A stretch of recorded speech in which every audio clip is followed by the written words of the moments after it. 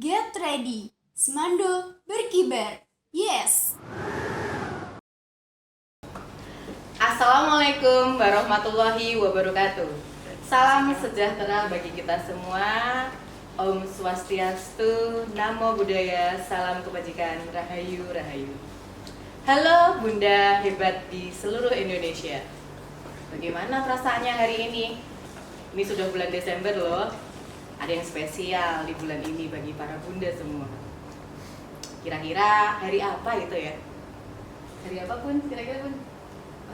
Hari Ibu. Betul. Jadi tanggal 22 Desember ini kita akan memperingati Hari Ibu. Tentu ini momen spesial ya bagi para bunda-bunda di seluruh Indonesia dan bunda-bunda hebat. Semoga tetap dalam kondisi yang sehat, kondisi yang bahagia, sehingga ketika bunda happy, maka keluarganya juga bakalan happy. Nah, pada kesempatan kali ini di podcast Semando Berkibar SMA Negeri 1 Andong, kami kedatangan tamu spesial. Ini salah satu ibu dharma wanita di wilayah Provinsi Jawa Tengah yang juga memiliki, ibaratnya apa ya, kalau saya bilang adalah beliau ini seorang pemerhati anak, seorang konselor di bidang pendidikan dan peserta didik terutama gitu ya. Kita akan kenalan dulu sebelum kita tanya-tanya, sebelum kita menggali ilmu dengan Bunda Happy. Nah, kita akan kenalan dulu. Nah, bunda-bunda yang berbahagia, perkenalkan saya Anis Nurrohmah yang akan memandu podcast pada kali ini. Nah, sebelum kita mengulik ya bahasanya ya, mengulik tentang bagaimana sih peran ibu dalam pembentukan karakter anak, ini kita akan kenalan dulu ya. Saya bacakan dulu CV-nya atau kurikulum vitae-nya. Yang pertama nama. Kita akan bersama-sama menggali ilmu bersama Dr. Randa Hetty-Ningrum, Magister Sains Counselor. Ini biasa dipanggil dengan Bunda Hetty. Beliau menyelesaikan studi S1-nya ini di bimbingan konseling ya. Kemudian lanjut lagi.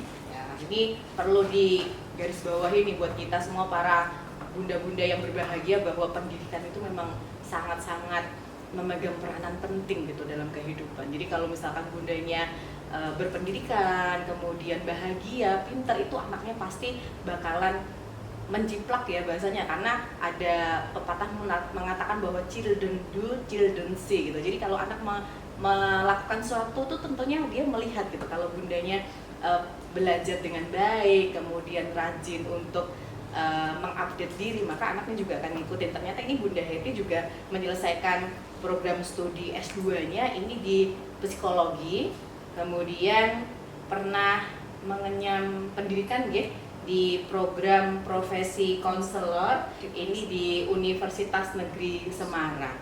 Jadi memang beliau sudah expert gitu di bidang konseling, terutama untuk pembentukan karakter anak. Nah, sejak kapan sih Bunda Hetty ini berkecimpung gitu di konseling? Ternyata setelah saya tadi sempat wawancara gitu sebelumnya, ini beliau dari tahun 2004 ini sudah menjadi seorang konselor gitu ya. Jadi sudah sekitar kurang lebih berapa tahun Bunda?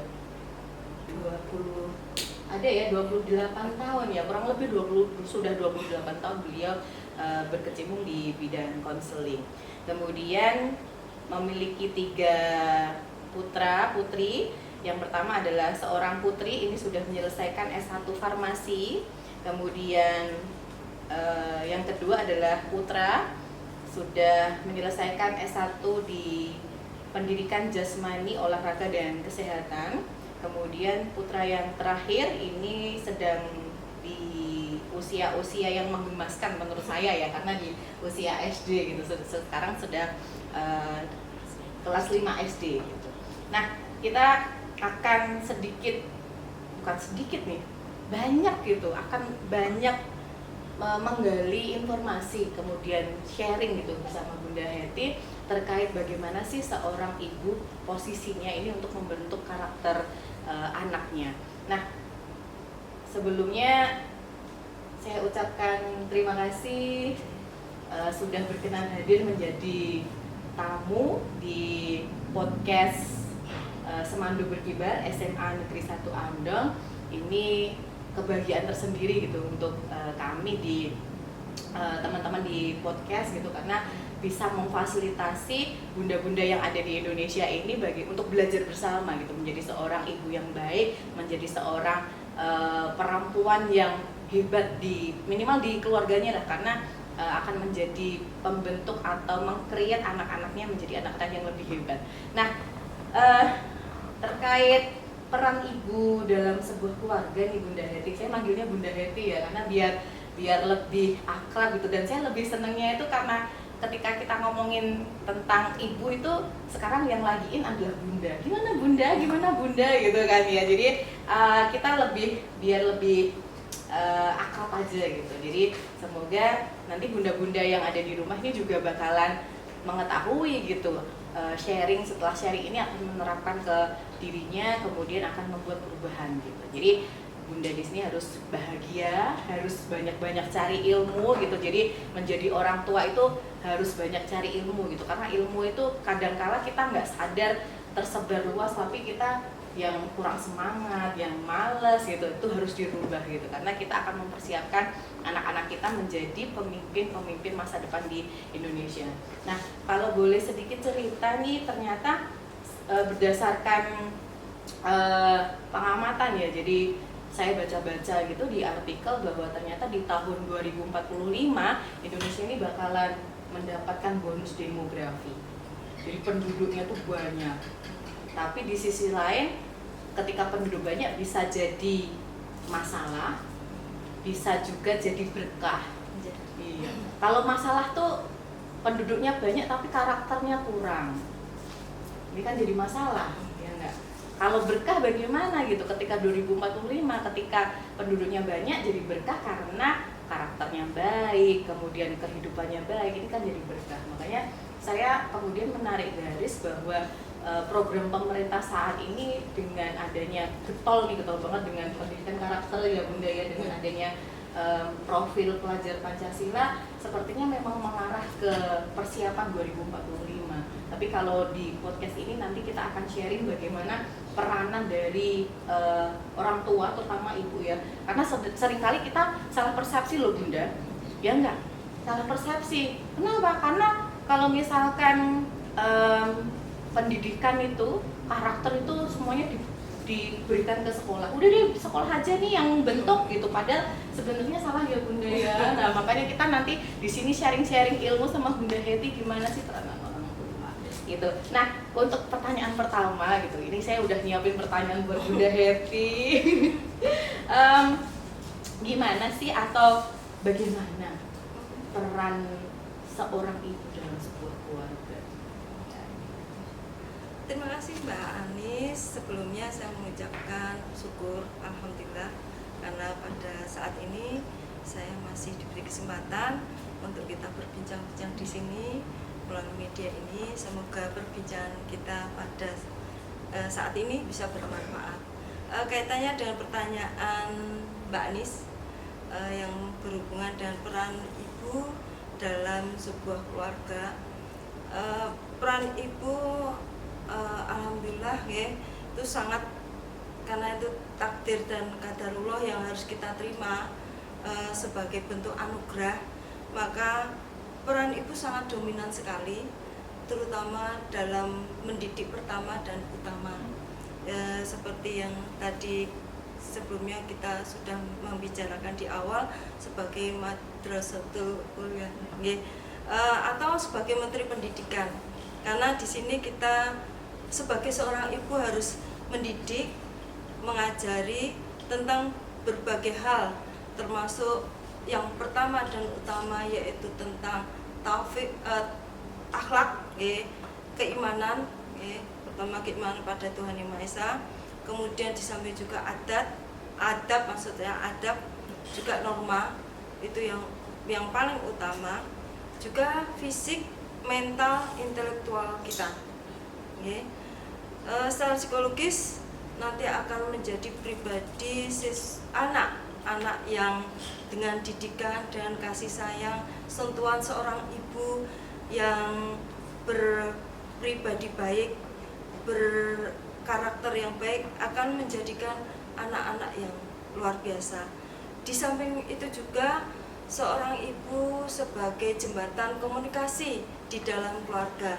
Jadi komunikasi antara ayah atau abi terhadap anaknya. Jadi seorang ibu harus di samping juga berakhlak atau pribadi yang baik, dia juga harus cerdas. Karena kalau seorang ibu cerdas, maka akan memberikan pengetahuan yang terbaik, ilmu yang terbaik terhadap anak-anaknya. Demikian itu kalau menurut saya, Mbak Anis. Jadi samping akhlak yang baik, dia juga harus cerdas. Nah, itu dia. Catat ya, bunda-bunda yang berbahagia, kita dari satu statement gitu dari Bunda Hetty sudah dapat clue gitu bahwa ketika kita menjadi seorang ibu, maka yang dipersiapkan pertama kali bukan cuma mental. Oh, nikah, selesai, terus mengandung, punya anak, no gitu. Ternyata ada hal-hal yang sangat krusial yang harus ada dalam diri seorang ibu. Yang pertama adalah adab, ya, pengetahuan tentang agama, kemudian menanamkan cinta kasih, budi pekerti, dan cerdas.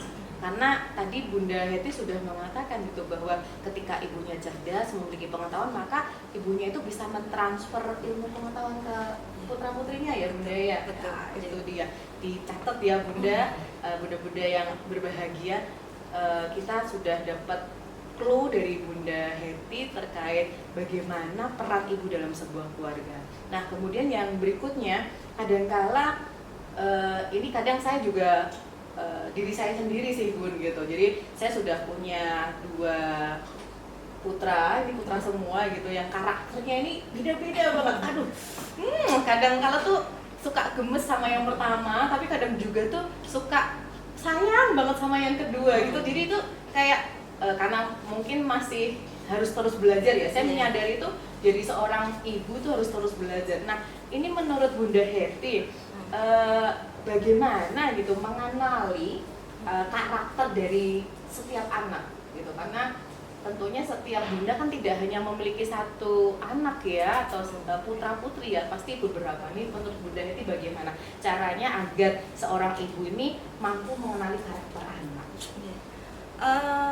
Ini pengalaman ya, pengalaman juga kita membaca dari lingkungan, mendengar bahwa untuk mengenali karakter anak yaitu dengan melakukan berbagai kegiatan, sehingga yang utama yaitu intensitas kita dengan anak itu juga berpengaruh. Konsisten kita melakukan kebersamaan dengan anak itu akan semakin kita akan mengenal karakter anak. Jadi penting dicatat Mbak Anis di sini. Jadi untuk mengenal karakter anak yaitu kita harus mengamati anak saat dia melakukan berbagai aktivitas atau kegiatan. Oke.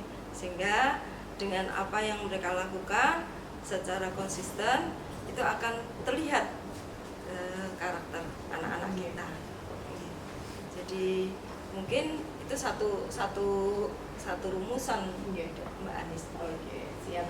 Berarti menurut Bunda Hetty ini, bunda-bunda yang berbahagia ini, saya menggarisbawahi aja ya bahwa kadangkala peran seorang ibu itu ya hanya disadari ya sudah mengandung, melahirkan itu selesai gitu. Tapi ternyata jauh dari 2 hal itu, peran seorang ibu tuh juga mendampingi tumbuh kembang anak ya gitu. Jadi saya menggarisbawahi gitu.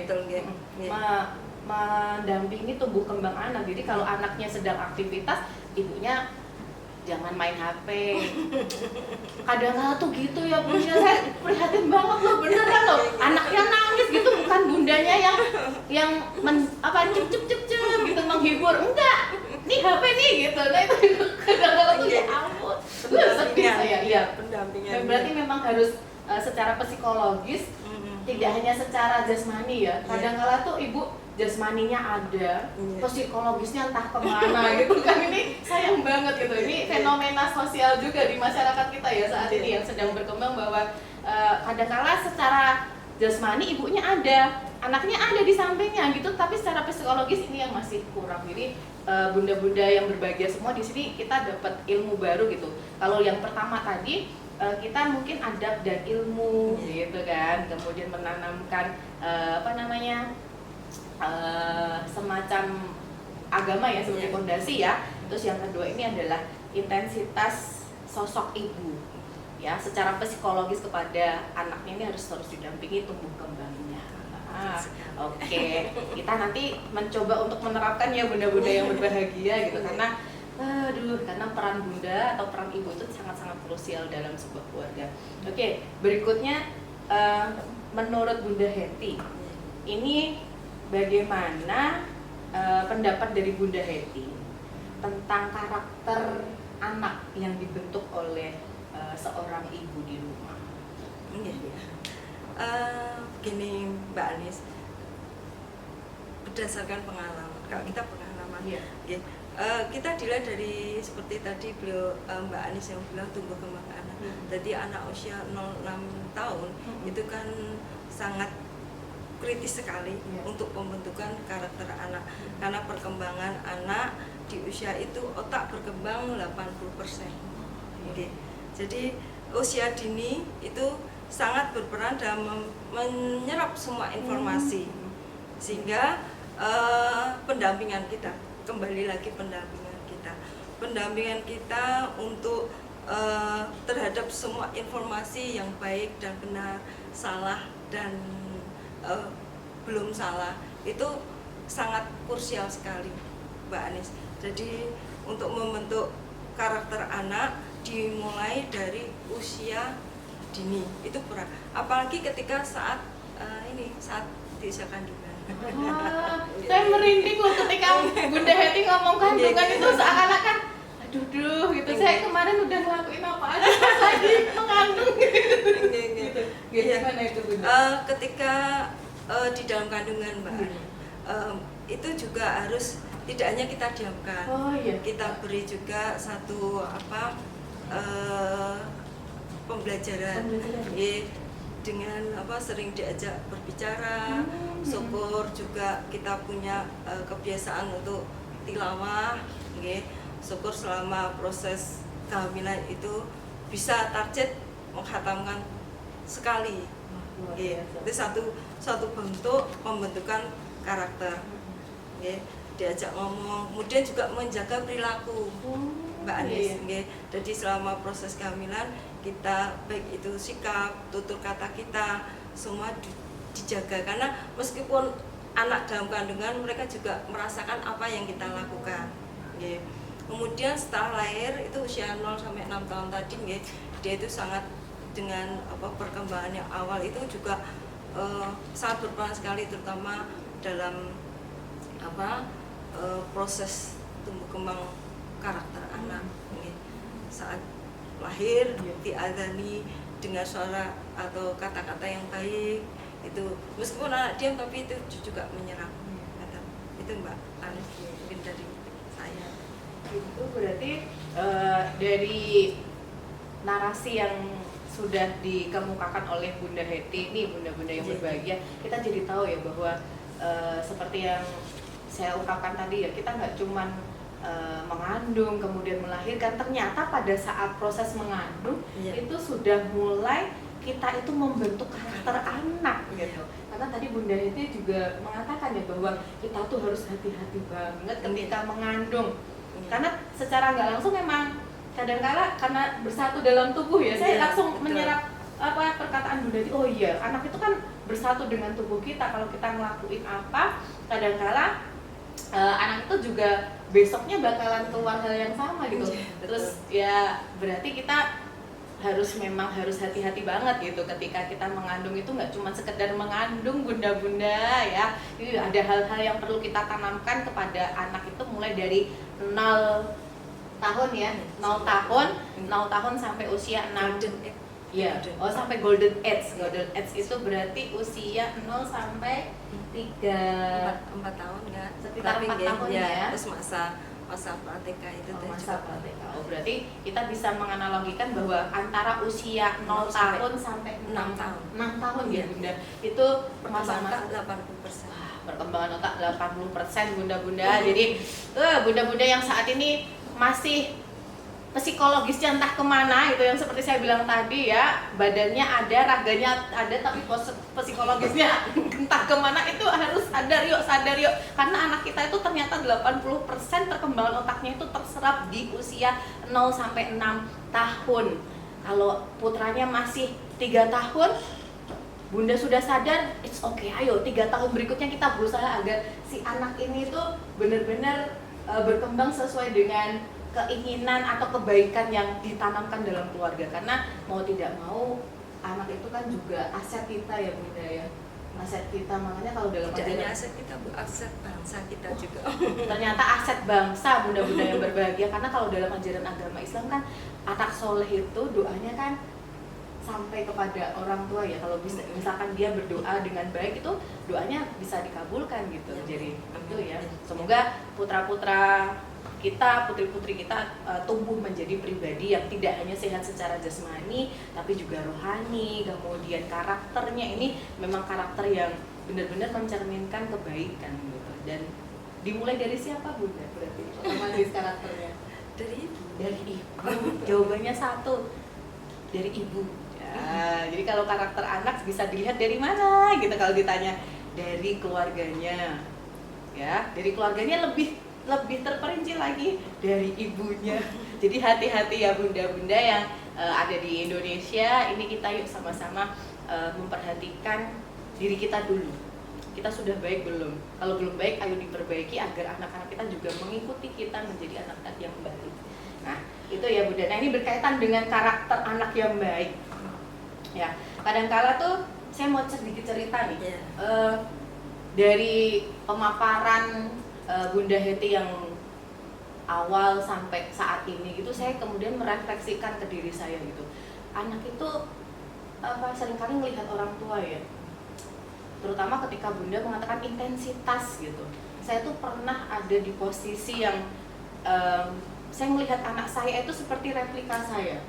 Jadi saya akan cerita gitu. Saya bukan seorang ibu yang selalu benar ya. Pernah saya merasa di posisi bahwa aduh kok ternyata saya salah gitu. Ketika itu gini, jadi saya kan punya 2 putra nih, bunda-bunda yang berbahagia. Nah suatu saat itu anak saya yang kedua itu ngocar ngacir mainan kakaknya gitu lah bahasanya ya. Namanya anak usia 2 tahun kan pasti masih senang apa ya, bermain, masih belum bisa mengatur ini salah apa benar, karena mereka yang penting saya senang gitu kan. Nah, sedangkan kakaknya itu usianya 7 tahun. Nah, melihat adiknya ngocar ngacir mainannya gitu kan, kakaknya itu kemudian dengan nada yang sedikit membentak itu, dia adik itu jangan gitu. Nah, otomatis kan saya yang mendengar itu kan langsung bilang, kakak yang baik atau sama adiknya gitu kan, adiknya kan masih main gitu, memang dia lagi senang kayak gitu. Nah ternyata tahu nggak bunda-bunda apa yang dijawab sama anak saya kepada saya ketika saya mengingatkan anak saya yang pertama? Jawabannya itu di luar dugaan saya bunda Heti.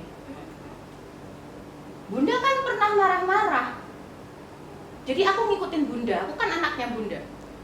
Terus saya diem itu, nggak bales perkataan anak saya.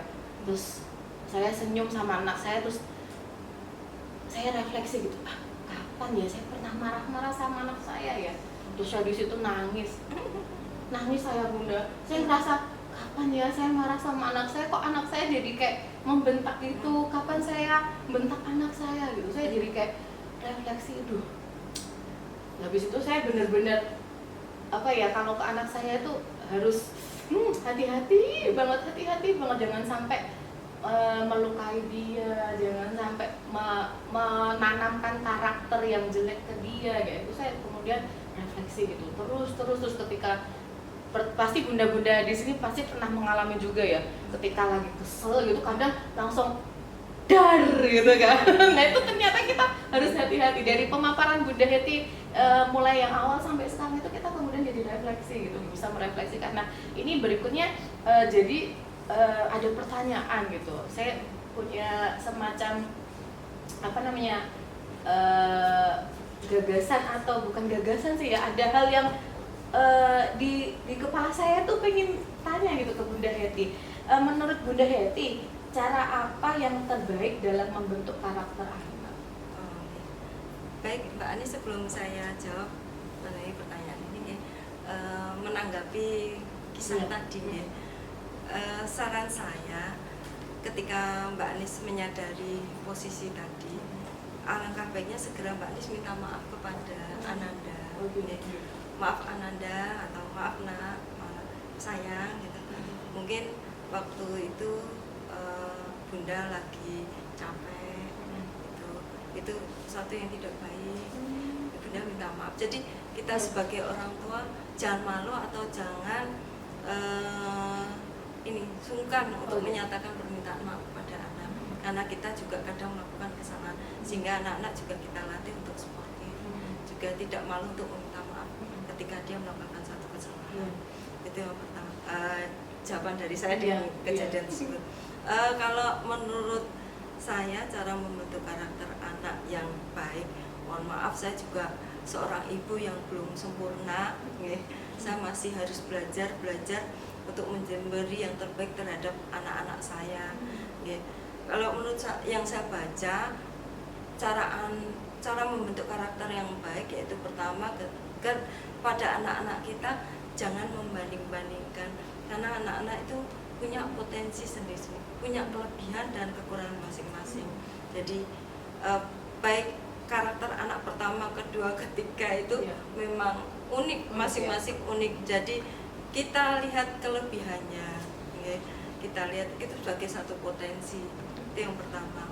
Jadi masing-masing punya potensi, kelebihan, kekurangannya nanti kita sama-sama bicarakan.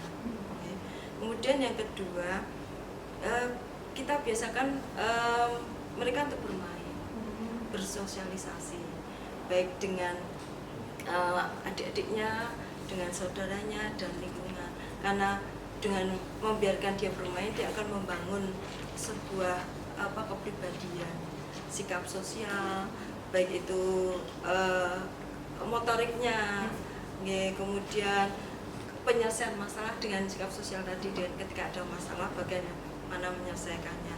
Kemudian juga kita sebagai orang tua memberikan contoh atau teladan.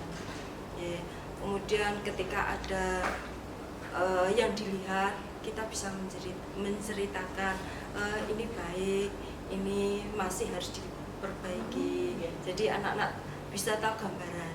Kemudian yang keempat, biarkan anak menjadi dirinya sendiri, karena anak-anak itu dengan menjadi dirinya sendiri, saya yakin dia akan merasa dihargai dan dia akan berkembang. Demikian, mungkin hanya itu.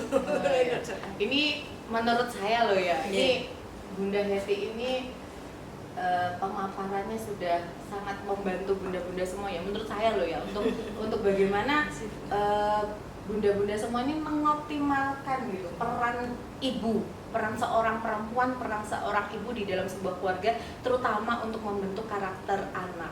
Jadi berbahagia ya Bunda, berbahagialah menjadi seorang perempuan yang bisa menjadi seorang ibu. Amin. Karena ternyata pahalanya luar biasa.